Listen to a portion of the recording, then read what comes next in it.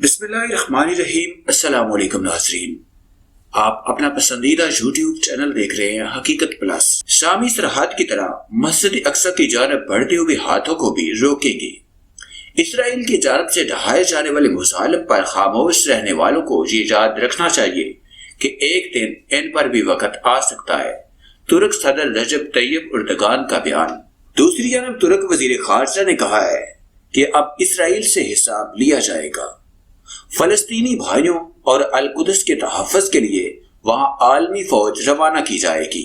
اس کے بعد اسرائیل جب چاہے گا فلسطینی بھائیوں پر حملہ آور نہیں ہو سکے گا۔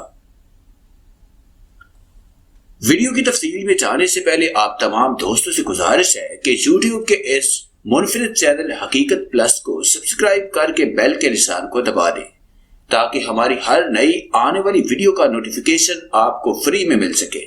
ترک وزیر خارجہ نے اپنے خطاب کے دوران کہا، لیکن ہر کوئی ہماری طرح بہادر نہیں ہے، ہماری طرح آواز بلند نہیں کر رہا۔ ہم حق کی آواز کب بلند کریں گے؟ کیا مرنے کے بعد بولیں گے؟ کیا ہر دن ہم موت سے ڈرتے رہیں گے؟ انسان صرف ایک بار مرتا ہے، 1000 بار نہیں مرتا۔ ہم تو اس پر یقین رکھنے والے ہیں۔ اگر ہم مسئلہ قدس پر خاموش رہے تو کون بولے گا؟ ہم رک گئے تو کون قدم اٹھائے گا؟ اگر ہم اپنے قدس کے بھائیوں کے ساتھ کھڑے نہ ہوئے تو کون ان کے ساتھ کھڑا ہوگا؟ کیا آپ اس خطے کی باقی ریاستوں کے بارے میں بھروسہ رکھتے ہیں؟ مجھے یاد ہے بعض بڑے مسلمان ممالک کے سفراء بھی امریکہ کے دباؤ اور دھمکی پر نیو یارک میں عالمی میز سے بھاگ گئے تھے۔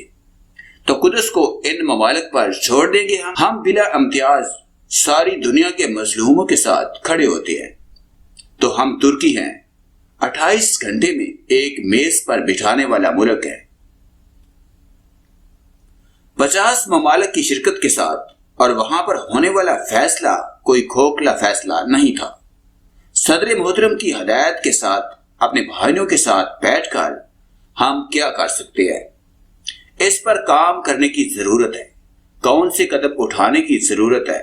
اب یہ کام صرف مذمت سے نہیں چلے گا، اب کے بعد ٹھوس قدم اٹھانا لازم ہو گیا ہے، کیونکہ اسرائیل کے اقدامات اس کی جارحانہ دہشت گردی کا حساب نہیں لیا، اس لیے اس کی بے پرواہی بڑھ رہی ہے۔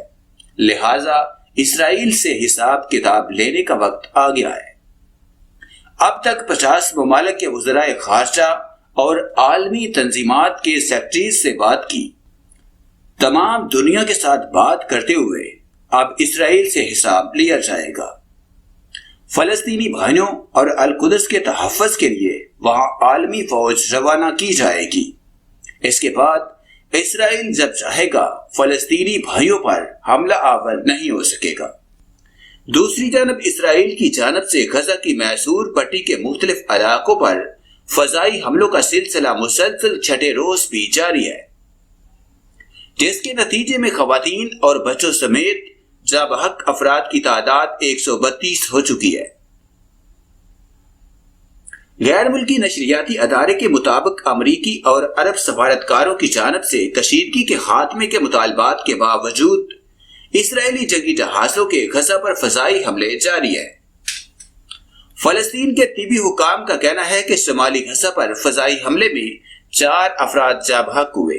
فلسطین کے طبی حکام کا کہنا تھا کہ غزہ میں پیر سے اب تک 32 بچوں اور 21 خواتین سمیت 132 افراد جاں بحق اور 950 زخمی ہو چکے ہیں۔